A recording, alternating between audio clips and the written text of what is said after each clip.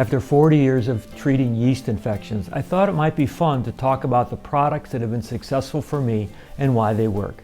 I know everyone has their favorite approaches for yeast infections, but I think I can shed some light and provide a little food for thought on a complicated subject.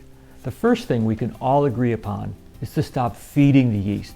They love sugar and refined carbohydrates, so by cutting back their food supply, we're trying to weaken them and their ability to reproduce. The second thing is to ensure proper bile flow.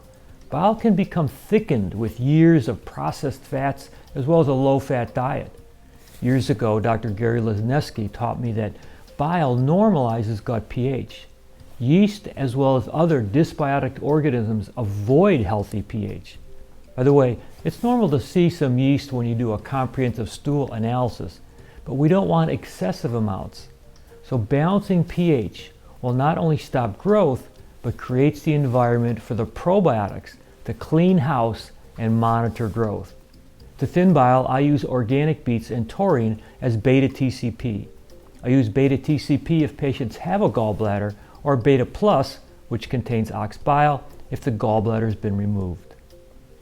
So steps 1 and 2 starve the yeast and limit growth.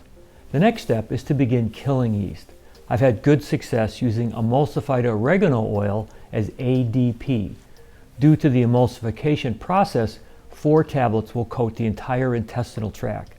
The beauty of this product is that it inhibits growth of other dysbiotic organisms as well. You can see a paper to the right showing ADP reduced Entamoeba hartmanni, Endolimax nana, and Blastocystis hominis. One of my friends and colleagues, Dr. Greg Peterson, who has literally done hundreds of comprehensive stool digestive analysis, shared with me that when culture and sensitivity tests are done, caprylic acid almost always shows strength against fungal and other dysbiotic organisms. Caprylic acid, known as caprin, is used to coat the lining of the large intestine to inhibit biofilms and adherence to tissues. It also does not impede or discourage probiotic activity. One of the byproducts of a yeast infection, particularly candida, is acetaldehyde. Acetaldehyde is a metabolic byproduct of normal metabolism. However, with yeast overgrowth, it can't be broken down fast enough, and it acts like a neurotoxin and impedes the immune system. Tolerate contains nutrients to support the body's ability to detoxify and break down chemicals, especially acetaldehyde.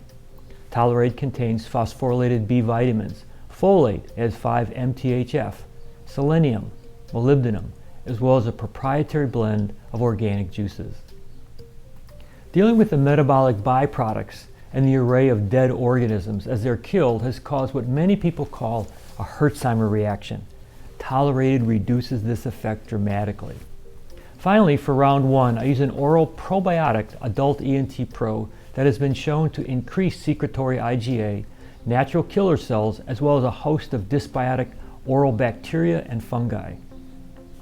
By limiting the reseeding of fungi and bacteria orally, the gut can catch up and restore homeostasis faster.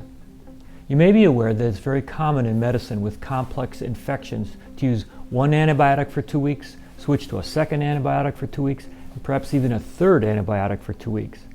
In that light, from weeks 2 to 4, we switch from ADP and caprin to FC-Cidal and dysbiocide. FC-Cidal kills fungi forms that hide deep in tissue.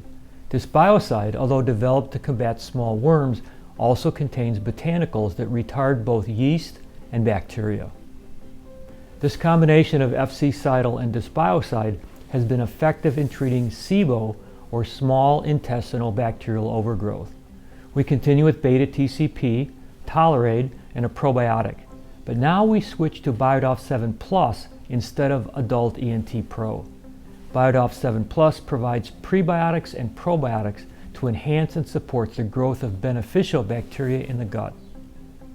This is where clinical judgment comes in. If the patient is feeling great, this may be enough. Remaining on an anti-inflammatory diet like the one to the right, beta-TCP, Tolerade, and a probiotic may suffice. However, if symptoms are still present, consider shifting gears weeks 5 and 6 by changing up the products that fight dysbiosis. Return to ADP to kill off what FC-Cidal and dysbiocide missed, and return to adult ENT-Pro. Now, add berberine hydrochloride. Berberine hydrochloride stimulates a different kind of energy source called AMPK, which supports the integrity of tight junctions in the gut. Berberine also eradicates a different variety of dysbiotic bacteria and fungi, as well as disrupts biofilms. I've included a protocol for weeks 7 to 8 as a suggestion, but mostly you'll not need them. Personally, at this point, if any organisms are still a problem, I would follow a gut evaluation program covered in an earlier discussion. You can see a link to the right to watch the technique. It will take an extended office visit to do the testing, but you can palpate each of the points each visit to monitor tenderness in the gut and watch them dissipate over time. If a supplement is not reducing tenderness, switch the products to what does. Thanks for taking time to be with me today. I look forward to being with you again next Tuesday.